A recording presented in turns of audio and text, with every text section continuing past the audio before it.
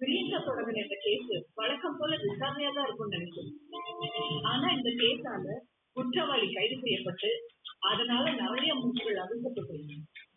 இந்த குற்றவாளி கைது செய்யப்படாம இருந்திருந்தா இன்னும் எத்தனையோ பெரிய சம்பவங்கள் நடந்திருக்கும்னு நினைக்கும் போது பயமா இருக்கு. பிரியங்காவுக்கு இந்த கோர்ட் பாராட்டுகளை தெரிவிக்கிறது.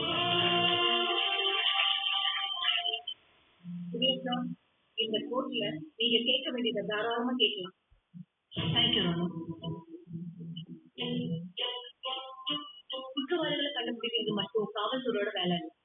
குற்றம் நடக்காம தடுக்கணும். அதுக்கு சட்டம் வழி செய்யணும். பப்ளிக் ப்ராசிக்யூட்டர் நம்ம நாட்டோட சட்டத்தை பத்தி சொன்னாரு. எல்லாரும் சட்டத்தை கையில எடுக்கக்கூடாது. அது நெருங்க தப்புல சட்டம் தான் கடமை செய்யும். ஆனா சட்டமே கடமை செய்யறதுக்கு தடையா இருக்கக்கூடாது. சட்டம் நம்ம காப்பாத்துங்கிற நம்பிக்கையில பெண்கள் கேர்லெஸ்ஸா இருக்கக்கூடாது. நம்ம அட்ராக்ஷன் மத்தவங்களை டிஸ்டர்ப் பண்ணாம இருக்கணும். பேரண்ட்ஸும் தன்னோட பிள்ளைங்களோட ஆக்டிவிட்டிஸை நோட் பண்ணணும். ஸ்டூடெண்ட்ஸ், ஒர்க்கிங் உமன், வீட்டுல தனியா இருக்கிற பெண்கள்னு எந்த இடத்துலும் நம்ம சேஃப் இல்லை.